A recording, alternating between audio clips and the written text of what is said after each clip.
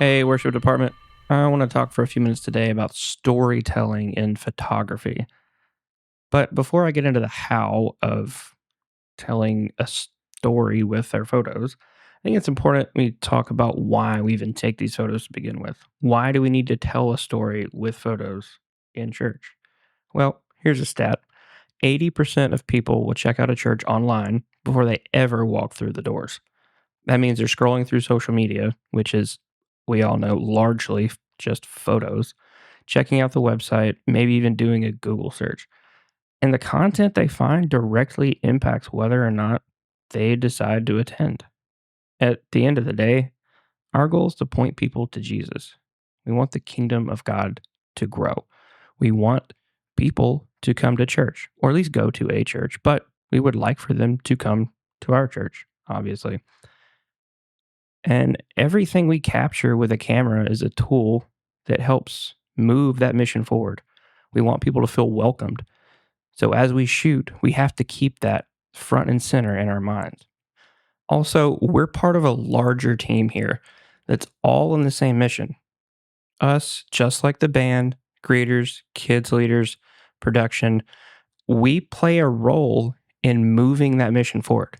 And our role is to tell the story of what is happening inside of our church.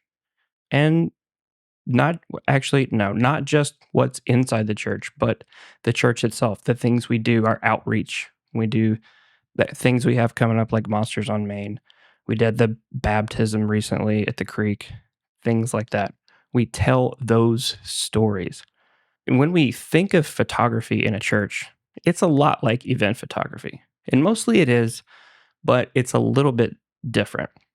So, like event photography, you can think of it as a narrative. So, we have three different like main shots, you could say. We have a wide shot that's also known as establishing shot. That's how we set the scene. That's our wide shot of worship. That's a lobby full of people, whatever the room. You capture the room that shows the viewer where you're at. It gives more context as to what's going on. Then you have your mid shots. You get more detail. So we're talking about people here in our case. So this could be what's called a long shot, which is going to cover head to toe. That's just more or less a portrait of a person.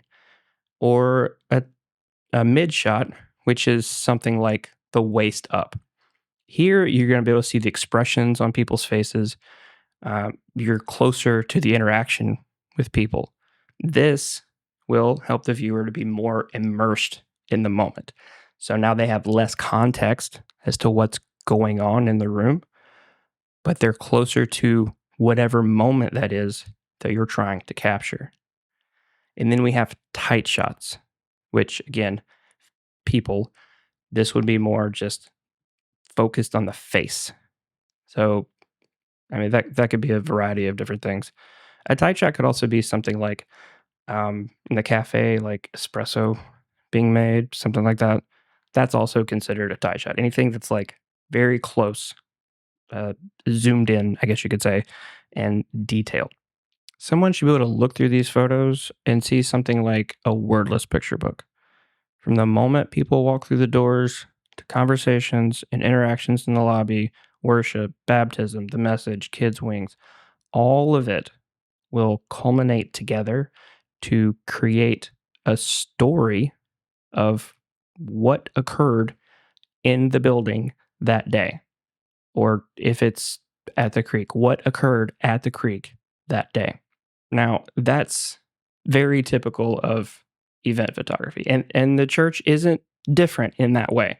But unlike your typical event photography, church photography goes beyond just telling the story of this is what happened at this place on this day. We want to tell a story of community and life change. In some cases, we simply want to show first time guests that there's a new here table with a smiling face that will answer all of your questions, tell you where to go, what to do with your kids, how awesome our kids leaders are, and literally anything else that they can think of. So, how do we do this? We've all heard it said, a picture's worth a thousand words. And that honestly could not be more true. Photos already tell a story. The question is, do they tell the story that you want to convey? A poorly timed photo of two people cutting up and laughing can very easily look like they're mad at one another. On the other hand, you may stand in the lobby and see an interaction between two people. Maybe they're hugging or something. Chances are you wouldn't think too much of it. But if I take a photo of that hug and the smiles on their faces, that photo will evoke an emotion in you as well. Maybe it's subtle, maybe you won't even notice it, but if you're not a psychopath, I promise you, it will invoke some type of feeling inside of you. That is one of the key elements of good storytelling. Good stories always invoke an emotion of some kind. We need intentionality behind the photos that we take. We have to construct the narrative of the story. So now we know chances are anytime you've ever seen a really good photo, just any photo that you really love, it evokes some type of feeling. If it's your family, it's love. If it's, I don't know, you get the point. Why is this? Why is this important? Well, it's important because, like I said earlier, we want to make people feel welcomed. This is a place where they can find community, and we want them to know that. We want the first time guests to feel like they can connect with people. Photo of genuine human interaction is going to invoke an emotion in people that offers the chance for them to make a connection. Now, all of this is not to say that every photo we take for the people is for the people outside the church and not the people inside. That could not be further from the truth. The photos of church events are a connection point for people that weren't able to be there that day or that mostly have to attend online for whatever reason. It's also memories with your people for everyone that was there. So it's equally as important, just sometimes for different reasons. There are a lot of different ways that we can construct a narrative. There's a lot of different things that we can do to steer our story in the direction that we want it to go. Light manipulation, composition, different angles, things like that. But I think maybe not more importantly, but definitely first and foremost, we need we all need to learn to be intentional with our photos. We need to be intentional with how we construct the narrative of our story that we want to tell. We should know the what behind each and every photo. If we can't name exactly what we're photographing and why, the chances are it's not telling the story that we want to show the world. So, my challenge for all of us is to be intentional behind each and every photo that we take. Let's be intentional in growing community, pointing people to Jesus, and growing the kingdom of God with our storytelling.